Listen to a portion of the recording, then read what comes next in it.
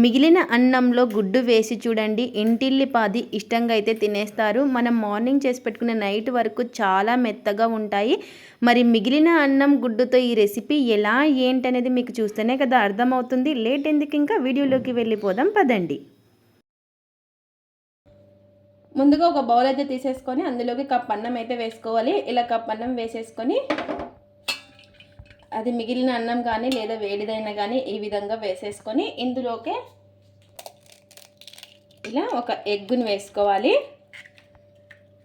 ఇలా ఎగ్గు వేసేసుకొని ఒకసారి బాగా కలిపేసుకుందాము. ఇప్పుడు ఒక మిక్సీ జార్ తీసేసుకొని మిక్సీ పట్టేసుకోవాలి. ఇలా మిక్సీ జార్ అయితే తీసేసుకొని ఈ అన్నం ఎగ్గుని కూడా ఇలా రెండుని కూడా వేసేసుకోవాలి. ఇప్పుడు దీన్ని మెత్తగా మిక్సీ అయితే పట్టేసుకుందాము. ఇలా కొంచెం నీళ్ళు అయితే వేసుకొని ఇలా మరి మిక్సీ అయితే పట్టేసుకుందాము. ఇలా ఒక బౌల్ అయితే తీసేసుకొని ఈ మిక్సీ పట్టేసుకున్నది ఈ బౌల్లోకి అయితే వేసేసుకోవాలి. ఇలా మిక్సీ పట్టేసుకున్న తర్వాత ఇందులోకి కప్పు పిండి అయితే వేస్తున్నాను. ముందుగా ఇలా వేసేసుకొని ఇందులోకి రుచికి సరిపడినంత ఉప్పు,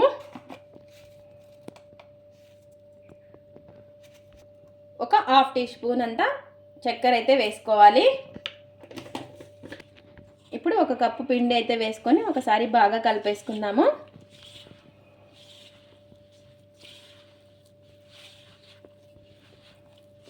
ఇలా ఈ విధంగా చేతితో బాగా మొత్తం కలిసేలాగా కలిపేసుకోవాలి ఈ పిండి మొత్తాన్ని.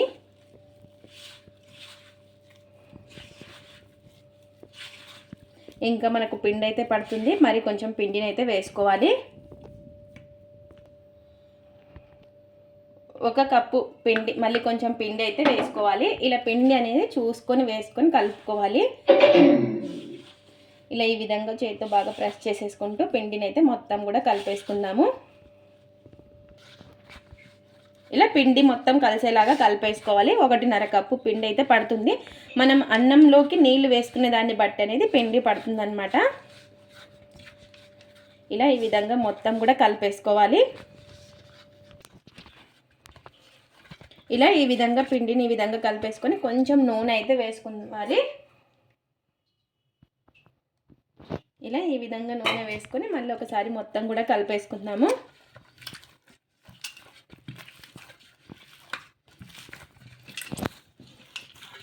చాలా అంటే చాలా బాగుంటాయి. ఒక్కసారి ఈ విధంగా పరాటాలు ట్రై చేయండి. ఇప్పుడు ఇలా కలిపేసుకొని ఒక 10 నిమిషాలు అయితే పక్కన పెట్టేసుకుందాము. ఈ విధంగా కలిపేసుకొని ఇలా ఈ విధంగా ప్లేట్ పెట్టేసుకొని 10 నిమిషాల తర్వాత మిగతా ప్రాసెస్ అయితే చూసేద్దాం. ఇంకా ఇక్కడ వచ్చేసి 10 నిమిషాల తర్వాత చూడండి మనకి పిండి అయితే నానిపోయి ఉంటుంది. మళ్ళీ ఒకసారి ఈ విధంగా బాగా కలిపేసుకొని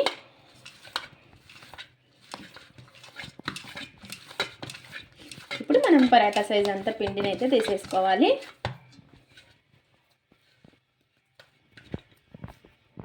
ఇలా ఈ విధంగా మనకి ఎంతైతే పిండి కావాలో అంత తీసేసుకొని ఉండల్లా చేసేసుకోవాలి.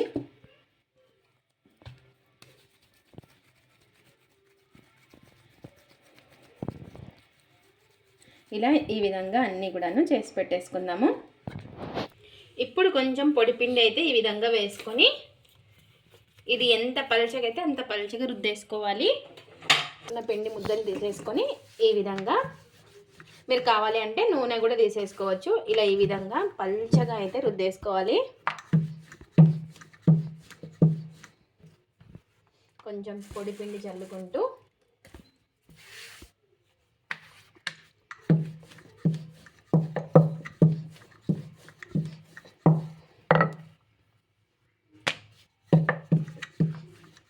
మనకి ఎంత పల్చగా వస్తే అంత పల్చగా రుద్దేసుకోవాలి. చూడండి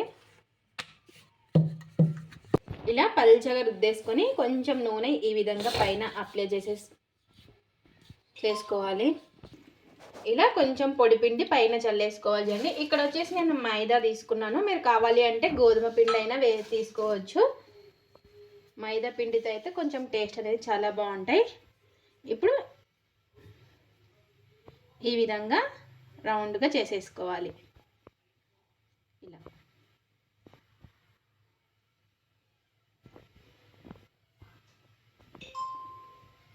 ఇలా ఈ విధంగా అంతా కూడా అనేసుకోవాలి. చూడండి, ఇలా ఈ విధంగా చూసారు కదా, ఈ విధంగా చేసేసుకోవాలి. ఇప్పుడు ఇట్లా కట్ చేసుకున్నాక ఇందులో హాఫ్ అయితే కట్ చేసేసుకోవాలి. ఇలా కట్ చేసుకున్న దాన్ని ఈ విధంగా అనేసుకోవాలి.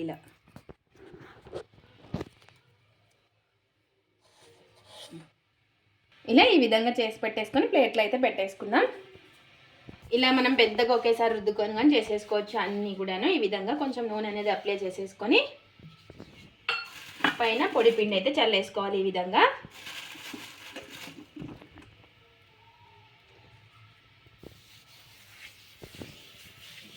ఇలా ఈ విధంగా ఇంకా ఇలా అన్నీ కూడా ఇట్లా రౌండ్గా అనేసుకోవాలి అండి. మనం మడత కజలకి ఏ విధంగా చేసుకుంటామో అలాగా ఇలా కొంచెం చిన్న చిన్నగా ఈ విధంగా కట్ చేసేసుకోవాలి.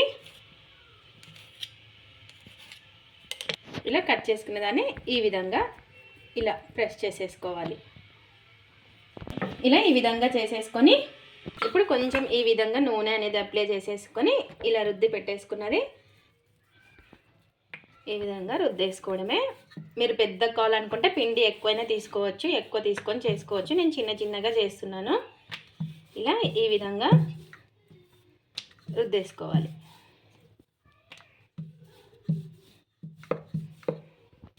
మరి అంత మందం రుద్దుకోకూడదు, మరి అంత పలచాగా రుద్దుకోకూడదు, మీడియంగా రుద్దేసుకోవాలి. ఈ విధంగా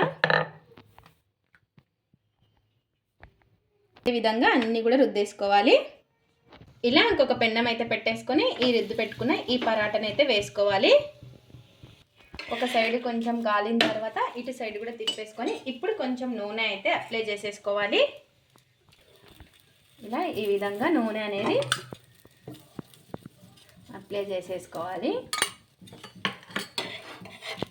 ఇప్పుడు ఇటు సైడ్ కూడా అప్లై చేసేసుకుందాము. ఇలా రెండు వైపులా కూడాను నూనె అనేది అప్లై చేసేసుకొని బాగా కాల్ చేసుకోవడమే.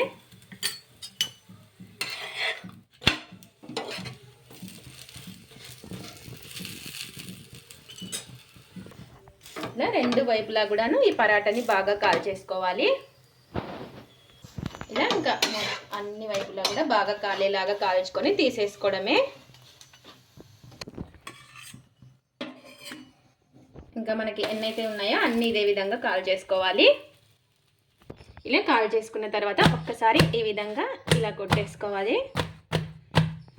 ఈ విధంగా మిగిలిన అన్నం ఎగ్గుతో పరాటాలు అయితే రెడీ అయిపోయాయి. చూసారా మనకి ఎంత పొరలుగా చాలా అంటే చాలా బాగా వచ్చాయి. మనం బయట కొంటాం కదా పరాటాలు, అలా ఆ విధంగా వచ్చాయి. మనం ఇంట్లోనే ఈజీగా చేసేసుకోవచ్చు. ఈ పరాటాలను వచ్చేసి పొరలుగా చాలా బాగా వస్తాయి.